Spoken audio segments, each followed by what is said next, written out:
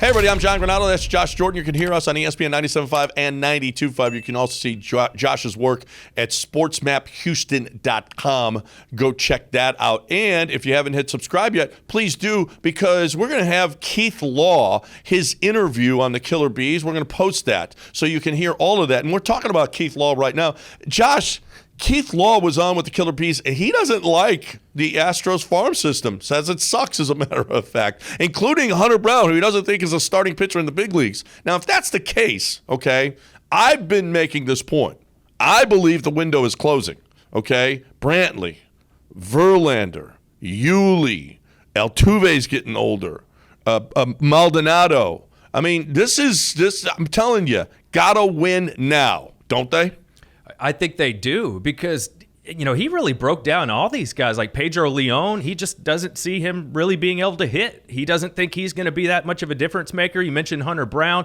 You know, he also talked about Corey Lee. He thinks he'd just be an average big leaguer. So to your point, John, why not kick the can down the road a little bit here and go all in for the next couple of seasons? And now that you finally have your first and second round draft picks back, maybe 2 or 3 years from now, some of those guys are starting to rise through the system and you have something there. So I'm with you. If these guys aren't going to be plus big league players, then let's move them and try and win a World Series. So, but do you I don't know that I trust Keith Law, if you want to know the truth.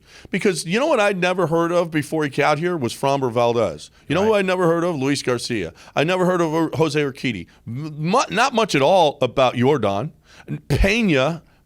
We didn't hear about him. Yet here are Astros filling in at the big league level, at the highest level, and on a championship team. So maybe these guys are a little off on this system. You could totally be right. I mean, obviously they missed on a lot of those guys, but it also tells you what maybe other general managers across MLB think about the Astros system. And if they share that group think with a guy like Keith Law, then maybe they're not going to be very excited to give you much for those prospects if they don't view them as highly. So that's the only downside, but you're right. But it also tells you that other teams are going to want guys on your roster first.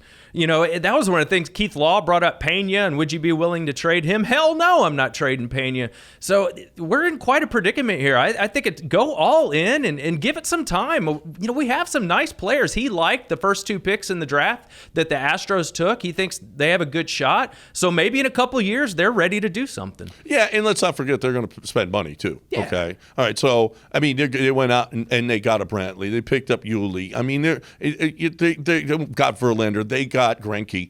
You know, they've got a next man up. Listen, the role players here, Luis Garcia, I mean, Yordan's is a major cog. He's not much of a role player, but Pena stepping in. I made the argument that Pena was the most important piece to this team this year, because if he started out slow after losing Carlos Correa, how much would the rest of that locker room say, well, look, we're not in on this. We just don't care enough to buy and make sure that we're a championship contender. Pena playing well has been the biggest thing for this organization this season. It's been huge. You're right. I mean, they just started off with such good spirits, and you know, Altuve calling him a superstar in spring training, and then turns out, man, the guy's really, really good. I did want to ask you quickly about Hunter Brown and circle back. The reason Keith Law is a little down on him is because he's wild. You know, he's walking 4 guys per 9 innings. Jeremy Brannon brought that stat up on the show. I thought that was interesting, that if he sees him more as a reliever just because he walks too many guys, is this a deal where James Click just doesn't view him the same way as Keith Law? Or is it a deal where maybe James Click knows that having a possible, you know, rotation guy in the system has more value as a trade chip than a reliever?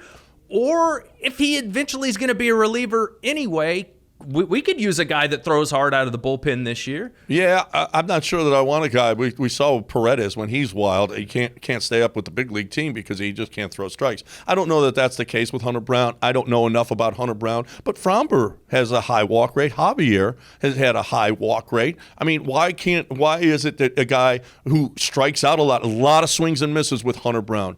Why is that guy 4 walks in a game? It's not ideal, but I'm okay with that. We've seen it. We've got Framber, that we've got Javier. You can still be very successful. And oh, by the way, dude might get better at it. Fromber's gotten better at it. How do you know that Hunter Brown won't improve that stat? And he has. Jeremy brought it up. He was at like 4.5 walks per game for his career, and this year he's down to 4. And you brought up Fromber. He was at like 3.9, I think Jeremy said last year. So you can't say that he may not get better at repeating his delivery and being more consistent. So I'm not giving up on him yet. To me, it was just I was surprised he took just a steaming dump on the whole system. Like I didn't think it was that bad, and maybe it's not, but it concerns me. Yeah, well, you know what? They've been wrong before. The Astros system has been great. One thing that does worry me just a little bit, all of these guys that they brought up, guys we didn't hear about, and guys that are stepping up, next man up kind of a system,